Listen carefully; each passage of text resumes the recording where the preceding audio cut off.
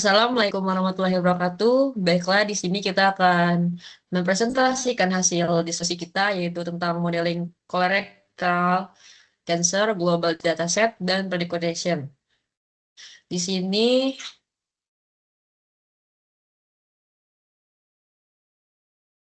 ada clock, yaitu yang pertama saya sendiri, yaitu Dwi Ferahalsya dengan NIM 1020233063. Yang kedua ada Levi Soraya, yaitu dengan NIM 102022300143. Dan yang terakhir ada Sasi Aprila dengan NIM 102022300307. Baiklah, di sini kita langsung masuk ke yang pertama ada business understanding, yaitu defining business objective, membangun model prediksi untuk mengetahui tingkat. Yang kedua, tujuannya menganalisis faktor-faktor risiko utama yang berkontribusi terhadap insiden kanker kolorektal di berbagai populasi. Yang ketiga, memperkirakan biaya perawatan kesehatan yang terkait dengan kanker dalam sistem perawatan kesehatan. Yang terakhir, yaitu memprediksi kelangsungan hidup pasien kanker kolorektal berdasarkan berbagai faktor yang mengaruhi prognosisnya. Next. Yang kedua ada assessment situation, usia, stadium kanker, ukuran tumor. Yang ketiga ada tren global, variasi tingkat kanker kolorektal antar negara terkait akses kesehatan dan ekonomi.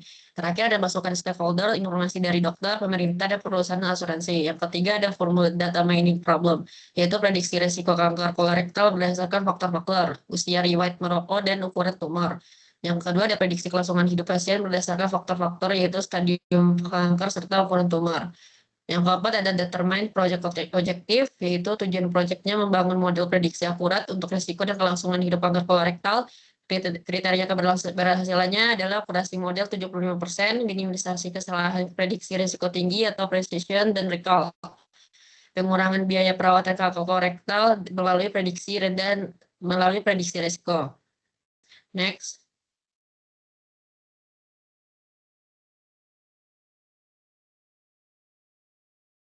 Ada yaitu lingkup proyeknya pengembangan kelangsungan hidup kanker kolorektal. Timelinenya pengumpulan data ada sekitar 2 minggu, data 3 minggu, pengembangan model 4 minggu, evaluasi model 2 minggu, penyajian hasil 1 minggu, dan totalnya 12 minggu. Ada kesehatan usia, stadium, biaya, serta faktor analisisnya, dan juga anggarannya. Next. Selanjutnya yaitu data understanding yang terdiri satu ada data collection, yaitu langkah pertama untuk mengumpulkan informasi yang relevan yang diperlukan untuk analisis. Nah, jenis data yang dibutuhkan yaitu satu ada data demografi meliputi usia, jenis kelamin, status sosial ekonomi. Yang kedua riwayat medis yaitu rawat inap sebelumnya, kondisi kronis, komorbiditas. Yang ketiga ada data perawatan itu jenis pengobatan seperti operasi atau kemoterapi. Yang keempat ada informasi discharge, yaitu tanggal keluar rumah sakit atau janji temu. Ada readmission data, yaitu pembacaan ulang dalam 30 hari dan alasannya. Sumber datanya dari Electronic Health Record, Sistem Manajemen Pasien, dan basis data rumah sakit.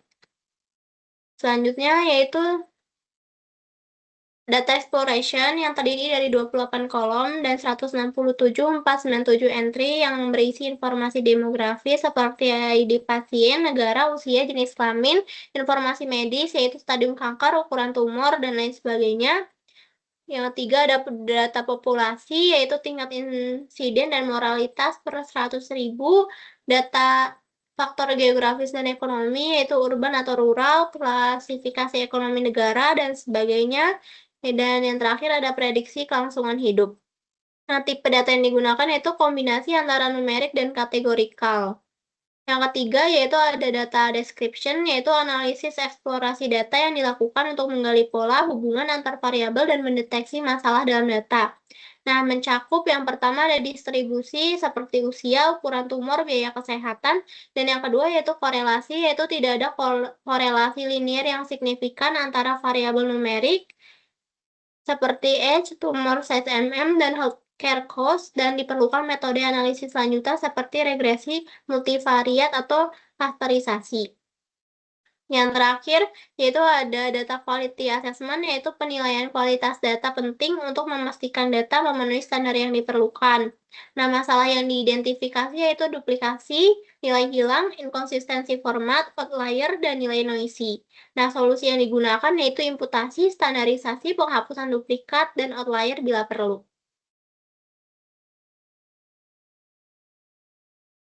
Baik, selanjutnya ada data preparation.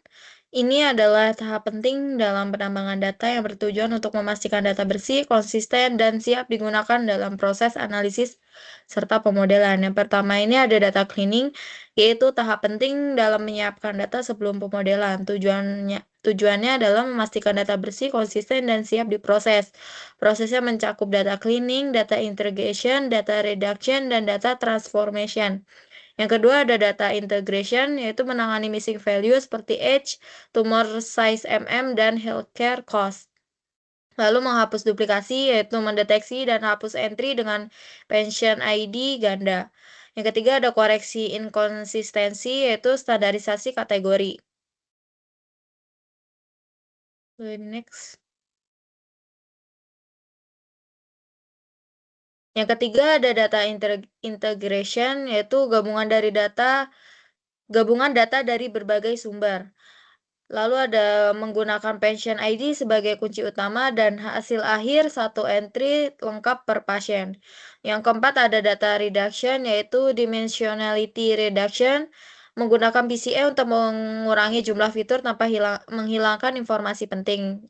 Lalu ada feature selection, yaitu memilih hanya untuk fitur relevan dan hapus fitur yang tidak penting atau redundant. Yang kelima ada data transformation, yaitu categorical encoding, one hot, dan encoding label untuk diubah data kategori menjadi numeric. Yang kedua ada feature scaling, minimal maximal scaling atau z-score. Yang ketiga ada data aggregation, menggabungkan data pasien. Lalu ada discretization, yaitu mengubah variabel continue.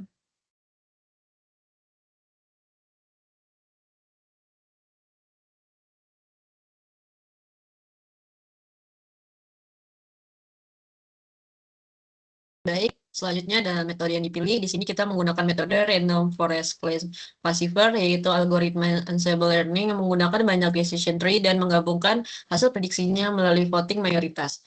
Metode ini dipilih karena sangat cocok kelangsungan hidup pasien.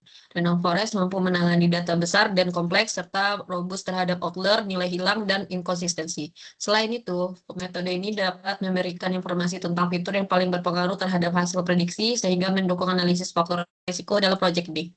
Next.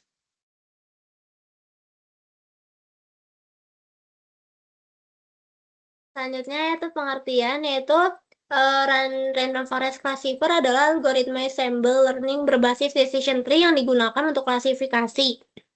Ia membangun banyak decision tree pada set data pelatihan dan menggabungkan hasilnya untuk meningkatkan akurasi dan mengurangi overfitting. Alasan pemilihannya yaitu cocok untuk dataset besar dan kompleks, bisa menangani data numerik dan kategorikal, tahan terhadap missing values, outlier, dan noise, menghasilkan fitur importance untuk analisis faktor resiko, mengurangi resiko overfitting dibanding single decision tree. Nah, kelebihannya yaitu ada akurasi tinggi, menangani data besar dan beragam, robust terhadap outlier dan missing values, dan cocok untuk data medis. Baik, untuk cara kerjanya sendiri, metode Random Forest Classifier ini bekerja dengan membangun banyak pohon keputusan atau decision tree. Dari subset acak data pasien kanker kolorektal, setiap pohon dilatih untuk memprediksi apakah pasien memiliki resiko tinggi, terkena kanker dan apakah mereka akan bertahan hidup lebih dari 5 tahun.